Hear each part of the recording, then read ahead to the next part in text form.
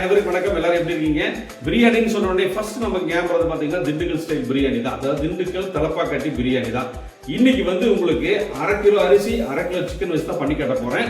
இதுக்கு என்னென்ன பொருள் எவ்வளவு தேவை அப்படிங்கிற சரியான அளவு சொல்ல போறேன். வாங்க வீடியோவை கடைசி வரை பாருங்க. வாங்க வீடியோக்குள்ள. இப்போ பாருங்க, பிரியாணிக்கு தேவையான ஸ்பைசஸ் எல்லாம் எடுத்து வச்சாச்சுங்க. பட்டை ஒரு 3 கிராம், 1/2 கிலோ அரிசி தான், அதனால ஒரு 4 கிராம் போடுவோம். நான் ஒரு 3 கிராம் எடுத்திருக்கேன்.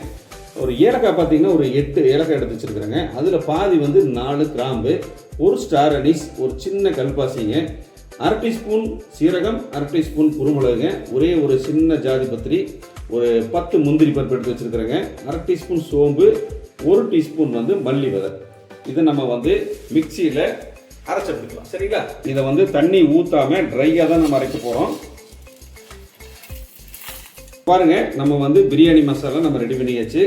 ரொம்ப நைஸாக இது வராதுங்க. நம்ம கொஞ்சமாக அரைச்சோம்னா ஒரு 90% நல்லா அரைச்சி எடுத்தாச்சு. கூட நம்ம முந்திரி பருப்பு போட்டுக்கிறதுனால இந்த மாதிரி தான் இருக்கும்.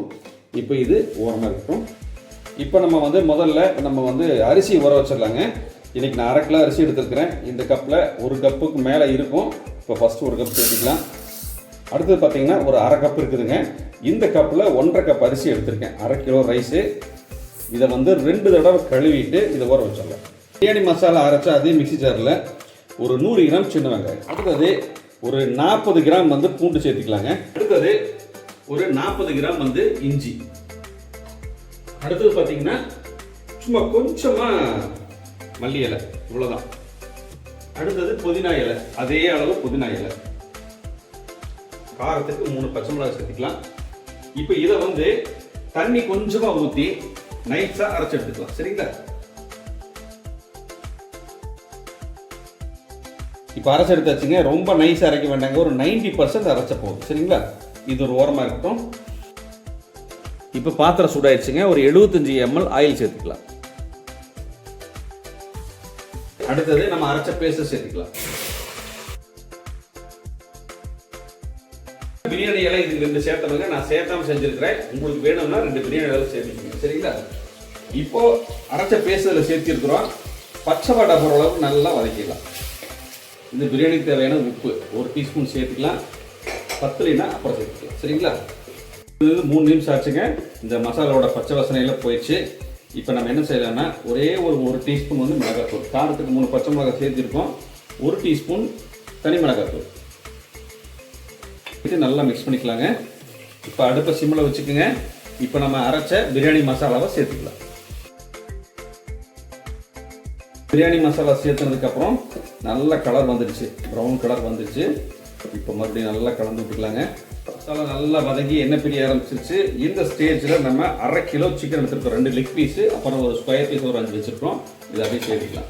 கூடவே 2 டேபிள் ஸ்பூன் தயிர் சேர்த்துக்கலாங்க. சிக்கன் சேர்த்தியாச்சுங்க. 2 நிமிஷம் இந்த மசாலா கூட சேர்த்து நல்லா கோட்டிங் ஆட்டுங்க. ஆனால் இடையில கலந்து விடணும். இப்போ பாருங்க, சிக்கன் ஒரு 3 நிமிஷம் வெந்துட்டு இருக்குது. மசாலாலாம் நல்லா வெந்து எண்ணெய் பிரிய ஆரம்பிச்சிருச்சு. இந்த ஸ்டேஜில் தண்ணி சேர்த்துக்கலாம். 1/2 கப் அரிசி எடுத்துருக்கிறேன், 3 கப்பு தண்ணி சேர்த்துக்கலாம். இது கூட 1/2 லெமன் புளிஞ்சு வச்சிருக்கிறேங்க, அதையும் சேர்த்துக்கலாம். இதை நல்லா மிக்ஸ் பண்ணிக்கலாங்க. இப்போ இந்த பிரியாணிக்கு தேவையான தண்ணி சேர்த்தியாச்சுங்க. கொஞ்சமாக மல்லி இலை மூடி போட்டுடலாங்க. நல்லா கொதிக்கணும். ஒரு 2லேருந்து ஒரு 3 நிமிஷம் நல்லா கொதிக்கணும்.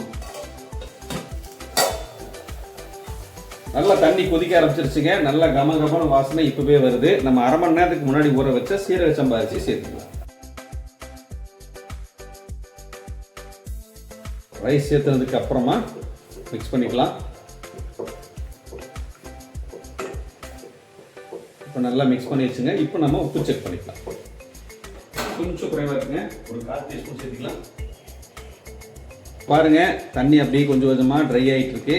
நல்லா கலந்துக்கலாம். அடுப்பை இப்போ மீடியமான ஃப்ளேமில் கொண்டு வந்துட்டேன். இனி ஒரு நிமிஷத்தில் நம்ம தம் போட்டுடலாம். பாருங்க, தண்ணியும் அரிசியும் மட்டமாயிட்டு இருக்கு. இப்போ நம்ம தம் போட்டுடலாம். நம்ம சில்வர் குண்டா யூஸ் பண்ணிக்கிறதுனால என்ன பண்ணலாம்னா கீழே கனமான ஒரு தோசைக்கல் வச்சுக்கலாம். சரிங்களா? இப்போ நம்ம தம் போட்டுடலாங்க. கொஞ்சமாக நெய் சேர்த்துக்கலாம். இப்போ மூடி போட்டுடலாங்க. இப்போ அடுப்பை மீடியமான ஃப்ளேமுக்கு கொண்டு வந்துட்டேன். இப்போ நம்ம பக்கத்தில் பார்த்தீங்கன்னா சுடுதண்ணி வச்சிருக்கேன் தம் போடுறதுக்காக. இப்போ இதை எடுத்து மேலே வச்சிடலாம். இப்போ பாருங்க, நம்ம கீழே வந்து கனமான தோசைக்கல் வச்சு அப்புறம் பிரியாணி பாத்திரம் வச்சு மேலே வந்து சுடுதண்ணி வச்சாச்சு. இப்போ வந்து ஒரு 2 நிமிஷம் ஹை ஃப்ளேமில் வச்சுட்டு அப்புறம் வந்து மீடியமான ஃப்ளேமுக்கும் கொஞ்சம் குறைவாக வந்து ஒரு 2 நிமிஷம் வச்சுட்டு நம்ம ஆஃப் பண்ணி ரெஸ்ட் விட்டுறலாம். இப்போ மொத்தமாக பார்த்தீங்கன்னா 15லேருந்து ஒரு 20 நிமிஷம் ஆச்சுங்க. நம்ம ஓப்பன் பண்ணிடலாம்.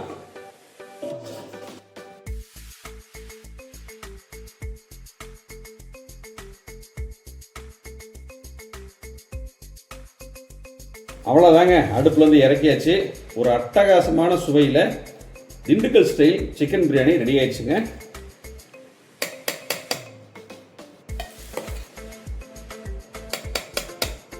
ஏற்கனவே நம்ம நெய் போட்டோம், அதனால நெய் தேவையில்லை. இப்போ இது ஒரு பிளேட்டில் மாற்றிக்கலாம்.